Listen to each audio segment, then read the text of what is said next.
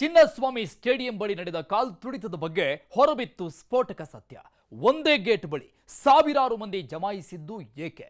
Gate number 20ರ ಬಳಿಯೇ ನೂಕುನುಗ್ಗಲು ಉಂಟಾಗಿದ್ದು ಯಾಕೆ? ದಾರಿಲಿ ಹೋಗೋ ಬರೋ ಜನರೆಲ್ಲ ಗೇಟ್ ನಂಬರ್ 20ರ ಬಳಿಗೆ ಓಡಿದ್ಯಾಕೆ? ಎಲ್ಲದಕ್ಕೂ ಆ ಒಂದು ಅನೌನ್ಸ್ಮೆಂಟ್ ಕಾರಣವಾಯ್ತಾ?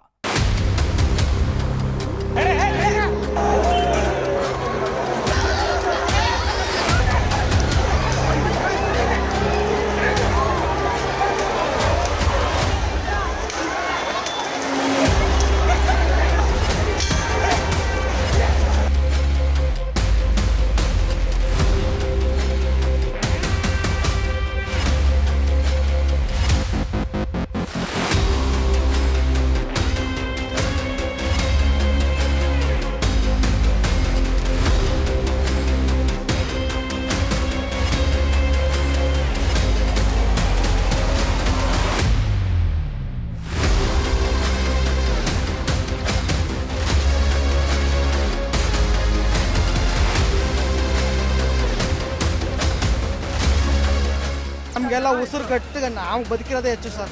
ಬಿದ್ದವರು ನಾವು ನಮ್ಮ ಬ್ರದರು ಸೇರಿಸಿ ಎತ್ತಿದ್ರು ನಮ್ಮನ್ನು ಕೆಳಗೆ ಹಾಕೊಂಡು ತುಳಿದ್ರು ಸರ್. ನನ್ನ ಕಣ್ಣು ಮುಂದೆನೇ 4 ಜನ. 11 ಮಂದಿ ಅಭಿಮಾನಿಗಳ ಸಾವಿಗೆ ಅವರು ಕಾರಣ, ಇವರು ಕಾರಣ, ಸರ್ಕಾರ ಕಾರಣ, ಕಾರ್ಯಕ್ರಮ ಆಯೋಜಕರು ಕಾರಣ ಅಂತ ಒಬ್ಬರ ಮೇಲೊಬ್ಬರು ಆರೋಪ ಪ್ರತ್ಯಾರೋಪಗಳನ್ನ ಮಾಡಿಕೊಳ್ತಾ ಇದ್ದಾರೆ. ಆದರೆ ಇದರ ನಡುವೆಯೇ ಈಗ ಸ್ಫೋಟಕ ವಿಚಾರವೊಂದು ಗೊತ್ತಾಗಿದೆ. ಕಾಲ್ತುಳಿತ ದುರಂತಕ್ಕೆ ಒಂದು ಅನೌನ್ಸ್ಮೆಂಟ್ ಕಾರಣ. ಆ ಅನೌನ್ಸ್ಮೆಂಟ್ ನಂತರವೇ ಕಾಲ್ತುಳಿತ ಉಂಟಾಯಿತು ಅಂತ ಗೊತ್ತಾಗಿದೆ.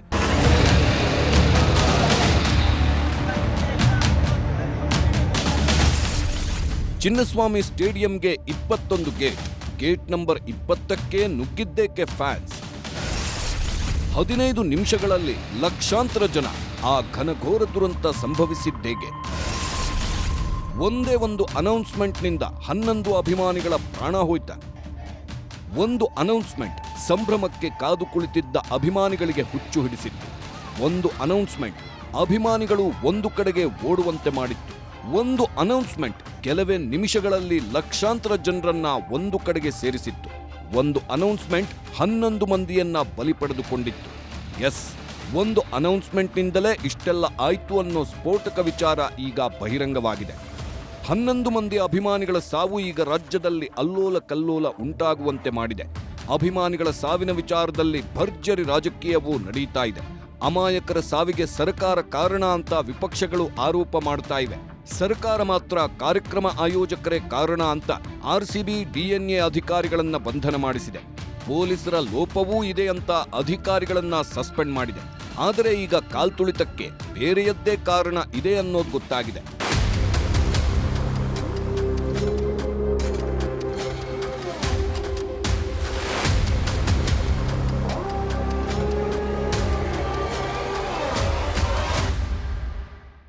ಅಬ್ಬಬ್ಬಾ, ಆ ಭೀಕರ ಘಟನೆಯನ್ನ ಮರೆಯಬೇಕು ಅಂದ್ರೂ ಮರೆಯೋದಕ್ಕಾಗಲ್ಲ. ಒಂದು ಗೇಟ್ ಬಳಿ 1 ಲಕ್ಷ ಜನ, ಉಸಿರಾಡಲು ಕಷ್ಟಪಡುವಂತಹ ವಾತಾವರಣ, ತಳ್ಳಾಟ, ನೂಕಾಟ, ಕೆಳಗೆ ಬಿದ್ದು ಒದ್ದಾಡಿದ ಅಭಿಮಾನಿಗಳ ದೃಶ್ಯ, ತಮ್ಮವರಿಗಾಗಿ ಆ ಜನರಲ್ಲಿ ಹುಡುಕಾಡೋ ದೃಶ್ಯ, ರಕ್ತ ಸುರಿಸಿದವರು, ಮೂರ್ಛೆ ಹೋದವರು, ಪ್ರಾಣ ಕಳೆದುಕೊಂಡವರು, ಹೀಗೆ ಒಂದಕ್ಕಿಂತ ಒಂದು ಭಯಾನಕ ದೃಶ್ಯಗಳು ಅವು. ನೋಡಿ, ಕೆಲವರು ಜನರ ಮಧ್ಯೆ ಸಿಕ್ಕಾಕೊಂಡು ಕಾಲ್ತುಳಿತಕ್ಕೆ ಸಿಲುಕಿ ಒದ್ದಾಡ್ತಾ ಇದ್ದಾರೆ. ಕೆಲವರು ತೀವ್ರವಾಗಿ ಗಾಯಗೊಂಡಿದ್ದು ಅವರನ್ನ ಎತ್ಕೊಂಡು ಓಡ್ತಾ ಇದ್ದಾರೆ. ಚಿಕ್ಕ ಚಿಕ್ಕ ಮಕ್ಕಳು ಸಹ ಗಾಯಗೊಂಡಿದ್ದು ಅವರನ್ನ ಕೈಯಲ್ಲಿ ಹಿಡಿದು ಓಡಲಾಗಿದೆ. ಇನ್ನು ಕೆಲವರು ಅಲ್ಲೇ ಕುಸಿದ ಜಾಗದಲ್ಲೇ ನಿತ್ರಾಣಗೊಂಡು ಪ್ರಾಣ ಬಿಟ್ಟಿದ್ದಾರೆ. ಅಂದು ನಡೆದ ದುರಂತದಲ್ಲಿ ಅತಿ ಹೆಚ್ಚು ಹಾನಿಯಾಗಿದ್ದು, ಜನರು ಪ್ರಾಣ ಕಳೆದುಕೊಂಡಿದ್ದು ಗೇಟ್ ನಂಬರ್ 7 ಮತ್ತು ಗೇಟ್ ನಂಬರ್ 20ರಲ್ಲಿ. ಅದರಲ್ಲೂ ಮೊದಲು ಕಾಲ್ತುಳಿತ ಉಂಟಾಗಿದ್ದೇ ಗೇಟ್ ನಂಬರ್ 20ರಲ್ಲಂತೆ. ಆರಂಭದಲ್ಲಿ ಎಲ್ಲಾ ಗೇಟ್ಗಳ ಬಳಿ ನಿಂತಿದ್ದ ಅಭಿಮಾನಿಗಳು ಒಂದು ಅನೌನ್ಸ್ಮೆಂಟ್ ನಂತರ ಎಲ್ಲರೂ ಗೇಟ್ ನಂಬರ್ 20ರ ಬಳಿಗೆ ಓಡಿದ್ರು. ಅದರಿಂದಲೇ ಗೇಟ್ ನಂಬರ್ 20ರ ಬಳಿ ಕಾಲ್ತುಳಿತ ದುರಂತ ಸಂಭವಿಸಿದೆ ಅಂತ ಹೇಳಲಾಗ್ತಾ ಇದೆ.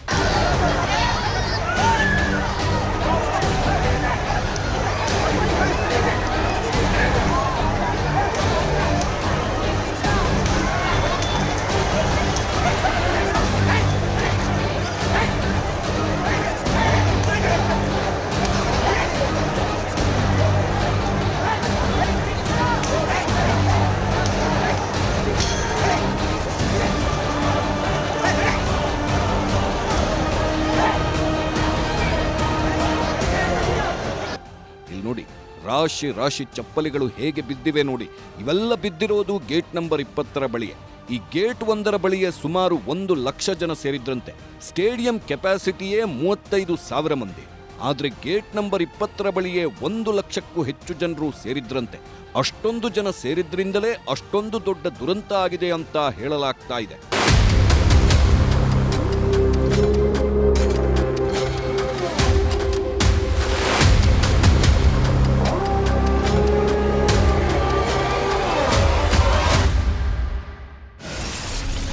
ನಾಲ್ಕು ಕಡೆಯಿಂದ ನುಗ್ಗಿ ಬಂದ್ರು ಜನ. ಕರಾಳ ಅನುಭವ ಬಿಚ್ಚಿಟ್ಟ ಪ್ರತ್ಯಕ್ಷದರ್ಶಿ. ಚಿನ್ನಸ್ವಾಮಿ ಕ್ರೀಡಾಂಗಣದ ಬಳಿ ನಡೆದ ಕಾಲ್ತುಳಿತದಲ್ಲಿ 11 ಮಂದಿ ಪ್ರಾಣ ಕಳೆದುಕೊಂಡಿದ್ದಾರೆ. 20ಕ್ಕೂ ಹೆಚ್ಚು ಮಂದಿ ಗಾಯಗೊಂಡು ಆಸ್ಪತ್ರೆಯಲ್ಲಿ ಚಿಕಿತ್ಸೆ ಪಡೆದುಕೊಂಡಿದ್ದಾರೆ.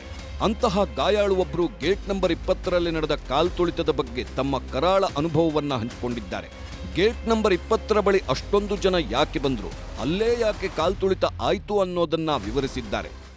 ಈ ಕಡೆಯಿಂದ ಆ ಕಡೆಯಿಂದ 4 ಕಡೆಯಿಂದ ಜನ ತುಳ್ಕೊಂಡು ಬಂದುಬಿಟ್ರು. So there was no way to escape. ನಾವು ಹುಡುಗರೆಲ್ಲ ಬಿದ್ದೋಗ್ಬಿಟ್ರು. ನಾವು ಕಾಪಾಡೋಕ್ಕೆ, ಚಿಕ್ಕ ಹುಡುಗರು ಇದ್ದಾರಲ್ಲ, ಅದಕ್ಕೆ ನಾವೆಲ್ಲ ಕಾಪಾಡೋಕ್ಕೆ ಹೋಗಿ ಸ್ವಲ್ಪ ನನಗೆ ಬ್ಯಾರಿಕೇಡ್ ಇತ್ತು. ಬ್ಯಾರಿಕೇಡಲ್ಲಿ ಕೈ ನೋಡಿ, ಇದು ಕೂಡ ಗಾಯ ಆಗಿದೆ.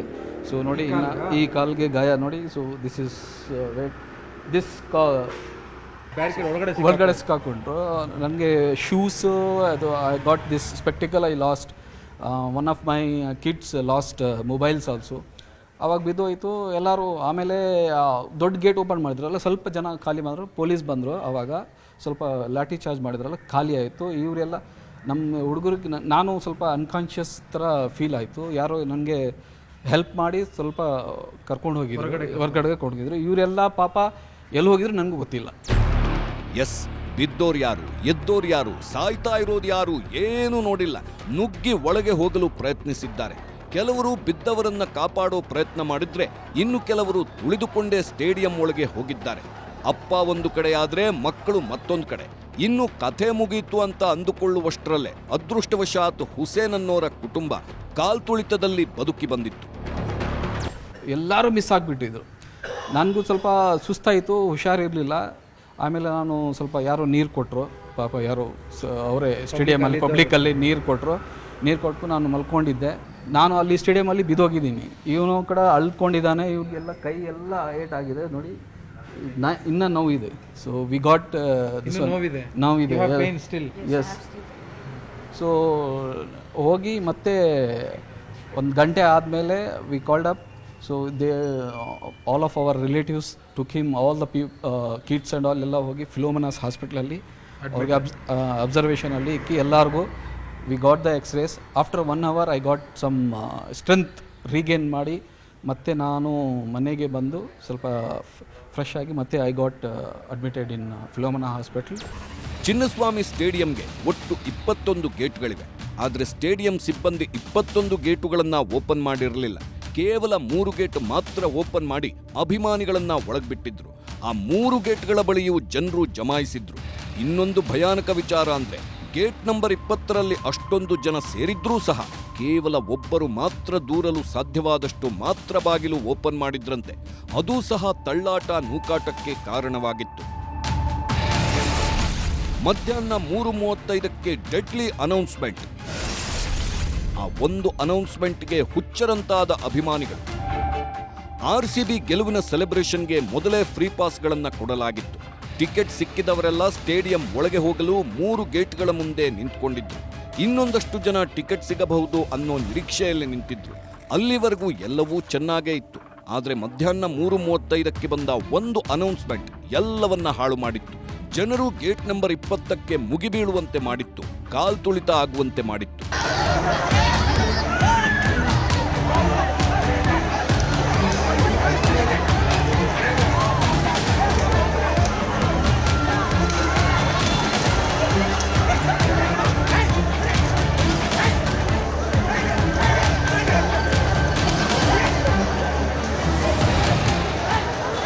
ಗೇಟ್ ನಂಬರ್ 20ರ ಬಳಿ ಗಲಾಟೆ ಶುರುವಾಗಿತ್ತು. ಗೇಟ್ ಓಪನ್ ಮಾಡಿಲ್ಲ ಅಂತ ಅಭಿಮಾನಿಗಳು ಚಪ್ಪಲಿ ಎಸೆದ್ರು. ಆಗ ಪೊಲೀಸರು ಲಾಠಿ ಚಾರ್ಜ್ ಮಾಡಿದ್ರು. ಅದಕ್ಕೆ ಕಾಲ್ತುಳಿತ ಆಯಿತು ಅಂತ ಹೇಳಲಾಗಿತ್ತು. ಆದರೆ ಅಸಲಿ ಕಾರಣ ಬೇರೆಯದ್ದೇ ಇದೆ. ಗೇಟ್ ನಂಬರ್ 20 ಬಳಿ ಅಷ್ಟೊಂದು ರಶ್ ಆಗಲು ಕಾಲ್ತುಳಿತವಾಗಲು RCB ಮ್ಯಾನೇಜ್ಮೆಂಟ್ ಮಾಡಿದ ಒಂದು ಅನೌನ್ಸ್ಮೆಂಟ್ ಕಾರಣ ಅಂತ ಗೇಟ್ ನಂಬರ್ 20 ಬಳಿ ಇದ್ದು ಬದುಕಿ ಬಂದ ಅಭಿಮಾನಿ ಒಬ್ರು ಹೇಳಿದ್ದಾರೆ. ಗೇಟ್ ನಂಬರ್ 20 ಬಳಿ ಅಭಿಮಾನಿಗಳು ತಮಗೆ ಸಿಕ್ಕಿರೋ ಪಾಸ್ ಹಿಡಿದು ಒಳಗೆ ಹೋಗಲು ನಿಂತ್ಕೊಂಡಿದ್ರು. ಅದೇ ಸಮಯದಲ್ಲಿ RCB ಮ್ಯಾನೇಜ್ಮೆಂಟ್ ಕಡೆಯಿಂದ ಒಂದು ಅನೌನ್ಸ್ಮೆಂಟ್ ಬಂದಿತ್ತು. ಅದೇ ಫ್ರೀ ಅನ್ನೋ ಅನೌನ್ಸ್ಮೆಂಟ್. ಗೇಟ್ ನಂಬರ್ 20ರಲ್ಲಿ ಫ್ರೀ ಎಂಟ್ರಿ ಇದೆ, ಎಲ್ಲರೂ ಫ್ರೀಯಾಗಿ ಒಳಗೆ ಬರಬಹುದು ಅಂತ RCB ಮ್ಯಾನೇಜ್ಮೆಂಟ್ ಅನೌನ್ಸ್ ಮಾಡಿತ್ತು. ಆಗಲೇ ಎಲ್ಲರೂ ಗೇಟ್ ನಂಬರ್ 20 ಕಡೆ ನುಗ್ಗಿ ಎಲ್ಲರನ್ನೂ ತುಳಿದು ಹಾಕಿದ್ರಂತೆ. So again I got from friend ಸರ್ಕಲಿಂದ ಒಂದು ಕಾಲ್ ಬಂತು, ಪಾಸ್ ಇದೆ ಹೋಗ್ತೀರಾ ಅಂತ. ಸರಿ ನಾವು ಹೋಗೋಣ ಅಂತ ಐ ಗಾಟ್ ದ ಪಾಸಸ್. ನಾವು ಎಲ್ಲ ಫ್ಯಾಮ್ಲಿ ಹುಡುಗರು ಎಲ್ಲ ಜೊತೆ ಹೋಗಿ ಅಲ್ಲಿ ಕರೆಕ್ಟ್ 3 o'clock ಅಲ್ಲಿ ಇದ್ವಿ. ನಾವು ಕ್ಯೂ ಅಲ್ಲಿ ನಿಂತ್ಕೊಂಡಿದ್ವಿ pass gate number 20. 3:30 they announce that ಎಲ್ಲರಿಗೂ ಯಾರಾದರೂ ಬರ್ಬೋದು ಫ್ರೀ ಎಂಟ್ರಿ ಅಂತ.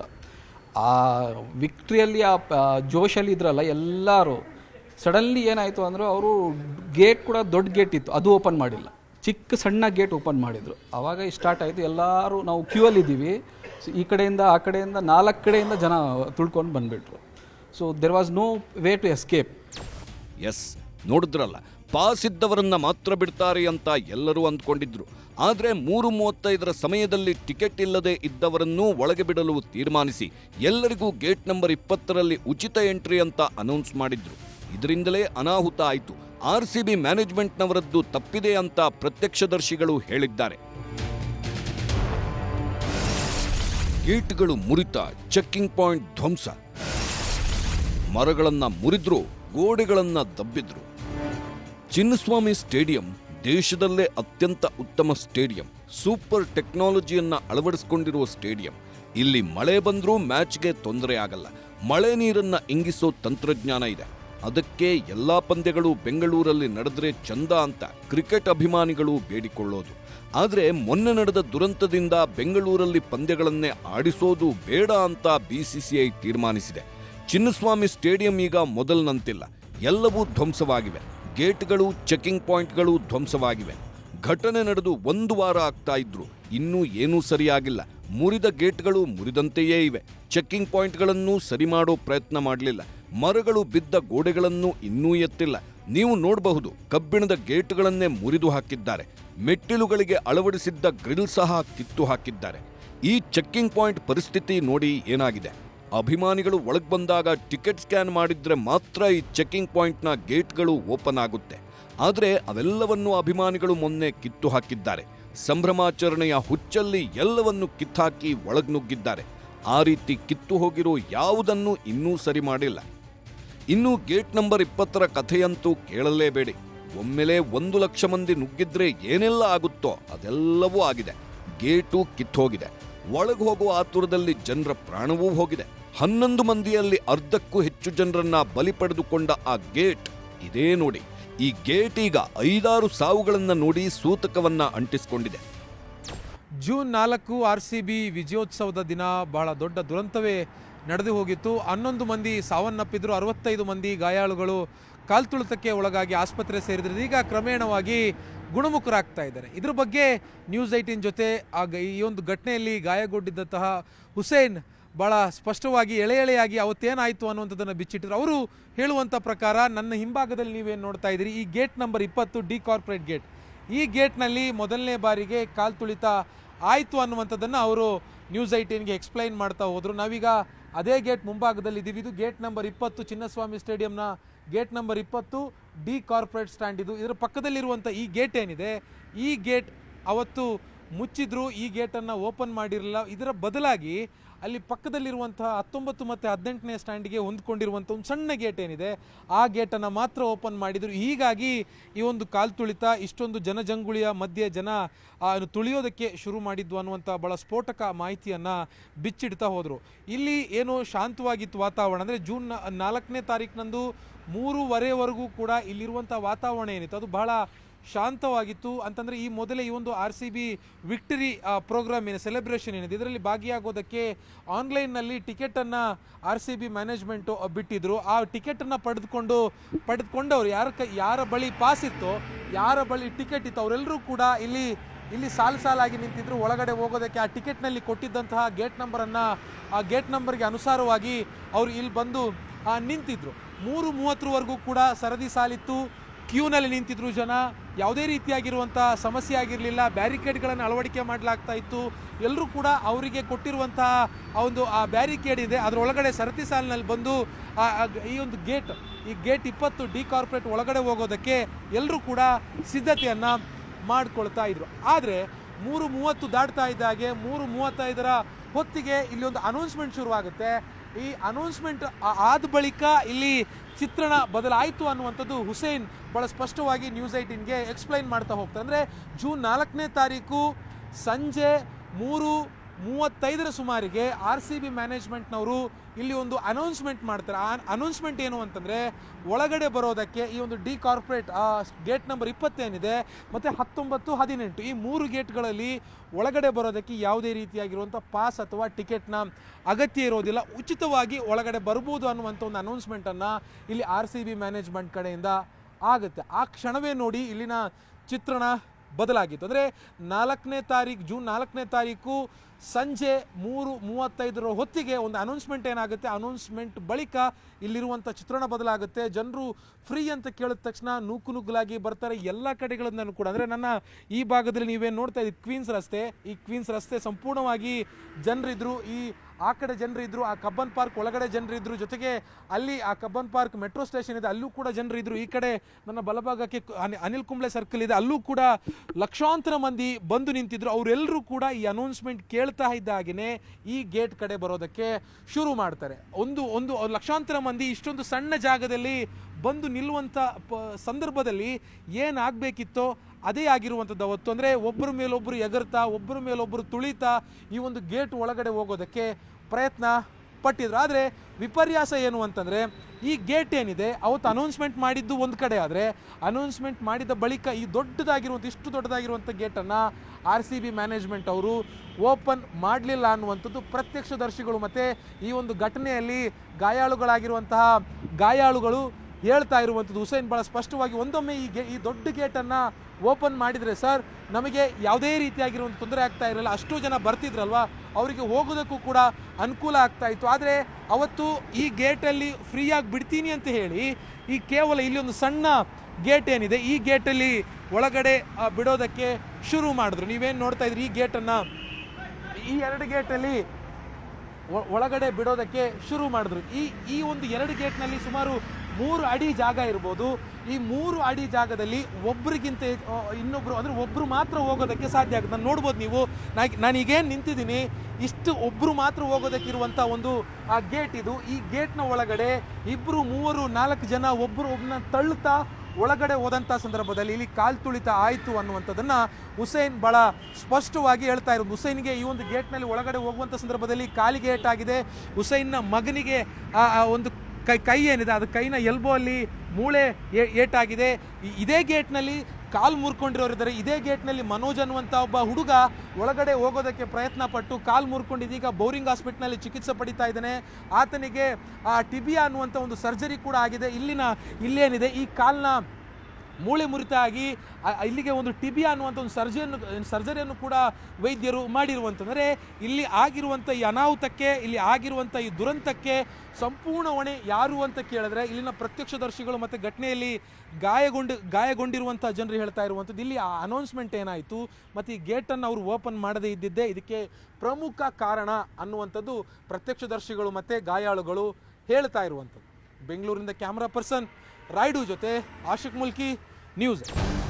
ಒಂದು ಕಡೆ ಕೋರ್ಟ್, ಮತ್ತೊಂದು ಕಡೆ ಅಧಿಕಾರಿಗಳು, ಮಗದೊಂದು ಕಡೆ ಮಡಿದವರ ಕುಟುಂಬಗಳು, ಎಲ್ಲಕ್ಕಿಂತ ಹೆಚ್ಚಾಗಿ ವಿಪಕ್ಷಗಳು ಸರ್ಕಾರದ ವಿರುದ್ಧ ಮುಗಿಬೀಳುತ್ತಾ ಇದ್ದು ಕಾಲ್ತುಳಿತ ಪ್ರಕರಣ ಸರ್ಕಾರವನ್ನ ಕೈ ಕಟ್ಟುವಂತೆ ಮಾಡಿಬಿಟ್ಟಿದೆ. ಪ್ರತಿದಿನ ಹೊಸ ಸಮಸ್ಯೆಗಳು ಸೃಷ್ಟಿಯಾಗ್ತಾ ಇದ್ದು ಸರ್ಕಾರದ ಕೊರಳಿಗೆ ಉರುಳು ಸುತ್ತಿಕೊಳ್ತಾ ಇದೆ. ಗೇಟ್ ನಂಬರ್ 20 ಸಾವಿನ ಎಂಟ್ರಿ ಆಗಿತ್ತು. ಕಾರ್ಯಕ್ರಮ ಆಯೋಜಕರ ಒಂದು ಅನೌನ್ಸ್ಮೆಂಟ್ ಅಭಿಮಾನಿಗಳ ಪ್ರಾಣ ತೆಗೆದಿತ್ತು. ಆದರೆ ಅದಕ್ಕೂ ಮುನ್ನ ವಿಧಾನಸೌಧದ ಬಳಿಯೇ ಒಂದು ಅನೌನ್ಸ್ಮೆಂಟ್ ಆಗಿದ್ದು ಅದೂ ಸಹ ಕಾಲ್ತುಳಿತಕ್ಕೆ ಕಾರಣವಾಗಿರಬಹುದು ಅಂತ ಹೇಳಲಾಗ್ತಾ ಇದೆ. ಅಷ್ಟೇ ಅಲ್ಲದೆ IPS ಅಧಿಕಾರಿ ಮಾಡಿದ ಎಡವಟ್ಟಿನ ಬಗ್ಗೆಯೂ ಈಗ ಚರ್ಚೆ ಆಗ್ತಾ ಇದೆ. ವಿಧಾನಸೌಧದ ಬಳಿ ಇದ್ದ ಜನ ಸ್ಟೇಡಿಯಂ ಕಡೆ ಹೋಗಿದ್ದು ಯಾಕೆ? ಜನ ಸ್ಟೇಡಿಯಂ ಕಡೆಗೆ ನುಗ್ಗಲು ಆ ಅನೌನ್ಸ್ಮೆಂಟ್ ಕಾರಣ ಆಯ್ತಾ? ನೋವಿನಲ್ಲಿ ಮಡಿದವರ ಕುಟುಂಬ ಸಾಂತ್ವನ ಹೇಳಿದ ಬಿಜೆಪಿ ನಾಯಕರು. ಸ್ಟೇಡಿಯಂ ಬಳಿ ಕಾಲ್ತುಳಿತಕ್ಕೆ ಒಂದು ಅನೌನ್ಸ್ಮೆಂಟ್ ಕಾರಣವಾಯಿತು. ಗೇಟ್ ನಂಬರ್ 20ರಲ್ಲಿ ಟಿಕೆಟ್ ಫ್ರೀ ಎಂದಿದ್ದೇ ಕಾಲ್ತುಳಿತಕ್ಕೆ ಕಾರಣ ಅಂತ ಪ್ರತ್ಯಕ್ಷದರ್ಶಿಯೊಬ್ಬರು ಹೇಳಿದ್ರು. ಅದೇ ರೀತಿ ವಿಧಾನಸೌಧದ ಬಳಿ ಇದ್ದ ಅಭಿಮಾನಿಗಳು ಸ್ಟೇಡಿಯಂ ಕಡೆಗೆ ನುಗ್ಗಲು ಶಾಸಕರೊಬ್ಬರು ಮಾಡಿದ ಅನೌನ್ಸ್ಮೆಂಟ್ ಕಾರಣ ಅನ್ನೋ ಮತ್ತೊಂದು ಸ್ಫೋಟಕ ವಿಚಾರ ಈಗ ಬಯಲಾಗಿದೆ. ಎಸ್, ವಿಧಾನಸೌಧದಲ್ಲಿ ಸನ್ಮಾನ ಮಾತ್ರ, ಸ್ಟೇಡಿಯಂ ಕಡೆ ಹೋಗಿ ಅಲ್ಲಿ ಸೆಲೆಬ್ರೇಷನ್ ಎಂದು ಓರ್ವ ಶಾಸಕ ಮತ್ತು ನಿರೂಪಕರಿಂದ ಮೈಕ್ನಲ್ಲಿ ಅನೌನ್ಸ್ಮೆಂಟ್ ಮಾಡಲಾಗಿದೆ. ಹೀಗಾಗಿ ವಿಧಾನಸೌಧದ ಕಡೆ ಇದ್ದವರು ಸ್ಟೇಡಿಯಂ ಕಡೆಗೆ ನುಗ್ಗಲು ಪ್ರಾರಂಭಿಸಿದ್ರು. ಇದರಿಂದ ಸ್ಟೇಡಿಯಂ ಬಳಿ ಜನ ಹೆಚ್ಚಾಗಿ ನೂಕುನುಗ್ಗಲು ಉಂಟಾಗಿದೆ ಅಂತ ಹೇಳಲಾಗ್ತಾ ಇದೆ. ಅಷ್ಟೇ ಅಲ್ಲದೆ IPS ಅಧಿಕಾರಿಯೊಬ್ಬರು ಕರೆ ಮಾಡಿ ವಿಧಾನಸೌಧದ ಕಾರ್ಯಕ್ರಮ ಮುಗಿಸುವವರೆಗೂ ಚಿನ್ನಸ್ವಾಮಿ ಸ್ಟೇಡಿಯಂನ ಗೇಟ್ ಓಪನ್ ಮಾಡಬಾರದು ಅಂತ KSCA ಪದಾಧಿಕಾರಿಗಳಿಗೆ ನಿರ್ದೇಶನ ಕೊಟ್ಟಿದ್ರಂತೆ. ಮುಖ್ಯಮಂತ್ರಿಯನ್ನ ಮೆಚ್ಚಿಸುವುದಕ್ಕಾಗಿ ಈ ಸೂಚನೆ ನೀಡಿದ್ರು ಅಂತ ಹೇಳಲಾಗುತ್ತಿದೆ. ಸೂಚನೆ ಹಿನ್ನೆಲೆ ಕೇವಲ 3 ಗೇಟು ಮಾತ್ರ ಓಪನ್ ಆಗಿತ್ತು. ಉಳಿದ 18 ಗೇಟ್ಗಳು ಬಂದಾಗಿತ್ತು.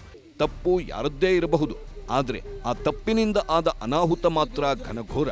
11 ಮಂದಿ ಪ್ರಾಣ ಕಳೆದುಕೊಂಡಿದ್ದು ಅವರ ಕುಟುಂಬಸ್ಥರು ಇನ್ನೂ ಗೋಳಾಡ್ತಾ ಇದ್ದಾರೆ. ಪರಿಹಾರ ಕೊಟ್ಟರೆ ಮಕ್ಕಳು ವಾಪಸ್ ಬರ್ತಾರಾ ಅಂತ ಕಣ್ಣೀರು ಹಾಕ್ತಾ ಇದ್ದಾರೆ. ಈಗ ಬಿಜೆಪಿ ನಾಯಕರು ಕಾಲ್ತುಳಿತದಲ್ಲಿ ಮಡಿದ ಎಲ್ಲ ಕುಟುಂಬಗಳನ್ನ ಭೇಟಿಯಾಗಲು ತೀರ್ಮಾನಿಸಿದ್ದು, ಸದ್ಯ ಬೆಂಗಳೂರಿನಲ್ಲಿ ಇರೋ ಭೂಮಿಕ್ ಅವರ ಕುಟುಂಬವನ್ನ ಭೇಟಿ ಮಾಡಿ ಸಾಂತ್ವನ ಹೇಳಿದೆ. ಇದೇ ವೇಳೆ ಮಾತನಾಡಿದ ಭೂಮಿಕ್ ತಂದೆ, 1 ದಿನ ಸಮಯ ಕೊಟ್ಟು ಕಾರ್ಯಕ್ರಮ ಮಾಡಿದ್ರೆ 11 ಮಕ್ಕಳ ಜೀವ ಉಳಿಯೋದು. RCB ಕಪ್ ತಗೊಂಡು ನಮ್ಮ ಮಕ್ಕಳ ಪ್ರಾಣ ತೆಗೆದುಕೊಂಡ್ರು. ನಮ್ಮನ್ನ ಯಾರು ನೋಡ್ಕೊಳ್ತಾರೆ? ಇವರು ಕೊಡುವ 25 ಲಕ್ಷದಲ್ಲಿ ಏನಾಗುತ್ತೆ? ನಮ್ಮ ಮಕ್ಕಳ ಪ್ರಾಣವನ್ನ ಇವರು ತಂದುಕೊಡ್ತಾರ? ನ್ಯಾಯ ಎಲ್ಲಿದೆ ಅಂತ ಕಣ್ಣೀರು ಹಾಕಿದ್ರು. ಇವ್ರು ಇದಕ್ಕೋಸ್ಕರ, ಇವ್ರು ಫೋಟೋ ತೆಗೆಸ್ಕೊಳ್ಳೋಕ್ಕೋಸ್ಕರ, ಇವ್ರು ಇದನ್ನೋಸ್ಕರ, ಇವ್ರಿಗೆ ಮಾಡ್ಕೊಂಡಿದ್ದ ಫಂಕ್ಷನ್ ಥರ ಮಾಡ್ಕೊಂಡ್ಬಿಟ್ಟು ನಮ್ಮಂಥ ಒಂದೊಂದು ಜೀವ ಇಟ್ಕೊಂಡು ಬದುಕ್ತಾ ಇದ್ದವ್ರಿಗೆ ತುಂಬಾ ಇದು ಮಾಡಿಬಿಟ್ಟಿದ್ದಾರೆ. ಒಂದು ಕಡೆ ಮಡಿದವರ ಕುಟುಂಬಗಳು ಕಣ್ಣೀರು ಹಾಕ್ತಾ ಇದ್ರೆ, ಮತ್ತೊಂದು ಕಡೆ ಕಾಲ್ತುಳಿತದಲ್ಲಿ ಗಾಯಗೊಂಡವರು ತಮ್ಮ ನೋವು ತೋಡಿಕೊಳ್ತಾ ಇದ್ದಾರೆ. ಸದ್ಯ ಕಾಲ್ತುಳಿತದಲ್ಲಿ ಮಡಿದವರಿಗೆ ಮಾತ್ರ ಪರಿಹಾರ ಕೊಡಲಾಗಿದ್ದು, ಗಾಯಗೊಂಡು ಆಸ್ಪತ್ರೆ ಸೇರಿರೋರಿಗೆ ಯಾವುದೇ ಪರಿಹಾರ ಸಿಕ್ಕಿಲ್ಲ. ಇದರಿಂದ ಆಸ್ಪತ್ರೆ ಪಾಲಾಗಿ ಕೆಲಸ ಕಳೆದುಕೊಂಡವರು ಕಂಗಾಲಾಗಿದ್ದಾರೆ.